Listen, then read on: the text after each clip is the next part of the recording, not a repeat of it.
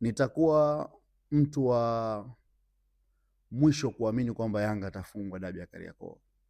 Afungwe. Nitakuwa mtu wa mwisho kuamini kwamba atafungwa. Sababu nitakazokupa ndio zitaweza kueleza kwa nini nimekwambia nitakuwa mtu wa mwisho.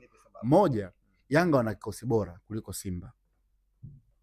Yanga wanakuwa very effective kipindi cha pili kuliko kipindi cha kwanza.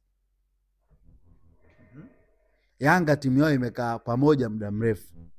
Yanga wana wachezaji wachache ambao hawajagusa dabi wala hawajui joto la dabi. Hizo sababu bora zilizokupa chache. Kinyume chake ndo ziko upande wa pili. Yanga hawana timu bora, ila wana wachezaji bora mmoja mmoja. Yanga hawana timu bora? Simba hawana timu bora, ila wana wachezaji bora mmoja mmoja. Bado hawajaungana kutengeneza timu bora. Kama utakuwa na kumbukumbu, unajua watu wengi wanaona Yanga labda ndo timu ya kwanza kufukuza wachezaji wengi kwa mara moja, vitu kama hivyo. Simba hii iliyotesa miaka 4 5 mfululizo hapa nyuma ni Simba ambayo imetengenezwa kwa almost misimu 3 4, ambayo kama utakumbuka kocha alikuwa Omogi. Joseph Omogi. Kocha yule aliondoka vikosi viwili, yani ingiza toa mara mbili, ndio tukaja tukapata kikosi hichi kina Medi Kagere, kina Deo Kanda, kina nani huko, yani ndio kikosi hicho kikaja kikatokea hapo. Ndio hicho kikosi kilichoenda kikampa Simba ubingwa back to back mara 4 mfululizo. Kwa hiyo timu bora haitengenezwi overnight, it's a process. Kwa hiyo Yanga wameingiza na kutoa mpaka wakapata kile kikosi chao. Kwa hiyo injinia anachokifanya, akichomoa silaha moja ya kivita anachomeka mbili, akichomoa moja anachomeka, akichomoa anachomeka. Kwa hiyo unakuta ile rotation ya wale wachezaji bora inaendelea kuwepo, na hawa ambao hawakuwa bora wanakuwa bora kwa sababu wanapata muda wa kuwa na kikosi. Kwa hiyo tofauti ni hiyo tu. Kwa hiyo huwezi kuniaminisha kwamba leo Simba atakwenda kushinda. Kwa aspect zipi? Na ninavyozungumza na wewe, Yanga wako Zanzibar sasa hivi toka alfajiri asubuhi ya leo. Kwa hiyo ukiangalia kwenye mizania yako unaipa nafasi kubwa Yanga kupata ushindi kwenye mechi hiyo. Naweza nikawapa 70-30 Yanga anaweza kashinda mechi. 70-30. Kwa nini unaitoa Simba kwenye asilimia kubwa? Kama Dodoma wameweza kumcontent Simba kwa pressure waliompa, vipi kuhusu Yanga ambao wanahitaji pointi 3 za jasho na damu ili waongeze gap? Kumbuka ni dabi. Naomba nikukumbushe, na hii dabi tulikuwa wote pale kwa Mkapa. Zawadi Mawe akipiga ule mchi nje ya box. Yanga ile kuwa mbovu haijawahi kutokea. Yanga alishinda. Na Simba hii pia huenda kashinda. Falsafa zako zitakuleta, nilikuwa najua nikisema hivyo utakuja kwenye falsafa hiyo. Mwisho wa siku fighting spirit ya timu iko vipi? Wana uwezo wa kwenda? Wanatumika? Wanaagizika wakimwambia nenda atakwenda? Hebu nikumbushe Libase Gay amefanya kitu gani cha ajabu jana? Lakini Simba licha ya kutopa amefanya kitu gani cha ajabu zaidi ya ule mwamba aliogongesha? Machanga licha ya Simba kutopata ushindi, lakini wamecheza vizuri jana kwenye mechi yao. Wamecheza vizuri sana. Lakini niamini mimi, huo uzuri huo unapotea wanapokutana na Yanga. Unajua Jumapili sio mbali Kila kitu kitakaa hadharani. Mimi nimempa Yanga 70%, Simba 30%, na wala sitabadilika. Yes. Lakini Steven Beka mara nyingi pia ni mtaalamu wa mbinu, kwamba anaweza pia kuzuia pia na kufanya mashambulizi ya kushtukiza kwa upande wake Steven Beka. Ana hawa wachezaji wa kumpalia hiyo kazi. Unajua unaweza kuwa na mwalimu ambaye ana mbinu fulani hivi kama Romain Folz, kama kocha wa Manchester United Amorim. Yeye anaamini kwa kucheza na beki watatu na hawa left wings, right wings wanacheza kama viungo washambuliaji juu kule. Lakini muulize Amorim, una hawa wachezaji? Mwalimu anaweza kawa mzuri, yes, lakini je, ana hawa wachezaji? Changamoto iko hapo tu. Kwa hiyo ni swala zima ni kuangalia kitu gani ambacho kina mwalimu anakitaka. Okay, tumezungumza kuhusiana na sakata la Selemani Mwalimu. Simba kuna haja ya kumalizana na Jonathan Soa kabla ya mechi ili, kwa sababu Mwalimu tayari ipo kwenye mstari mwekundu. Kuna haja Simba kumalizana na Jonathan Soa ili kurudi kwenye game hiyo, kwa sababu kwa sasa Simba kama Mwalimu hatocheza atakuwa na mshambaji mmoja nadhani Mwangosi, ndio. kuna haja pia Simba kumalizana na Jonathan Soa kwa haya ambayo yapo, ili kwenda kwenye mechi wakiwa na mshambuliaji pia Pacey. Nisipepese macho bwana.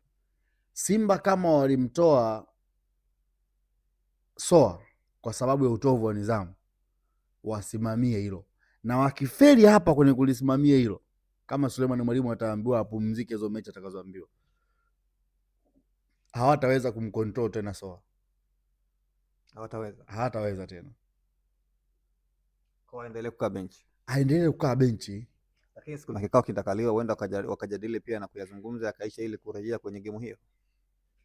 Sawa, wacha tuendelee kuona atakavyokuwa, ila kwangu mimi bado Mwalimu anaweza akacheza na Libase Gay upande mmoja,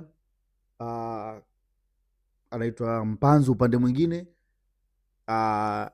inaitwa nani Jose, unaitwa nani huyu bwana mwenye vinywele vya mchicha hapa juu, Luemba anacheza kama namba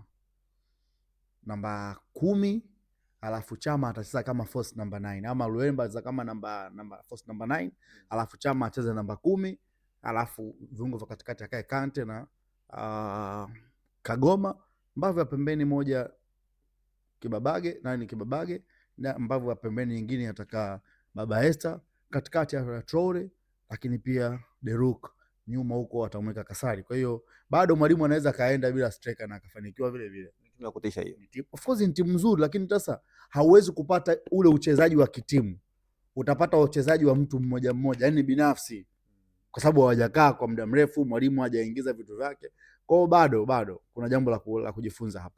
Dabi kwa moto bwana, lakini bado mpaka hivi sasa waamuzi bado hajafahamika kati ya Elsasi au Arajiga au huenda pia kutoka nje ya nchi.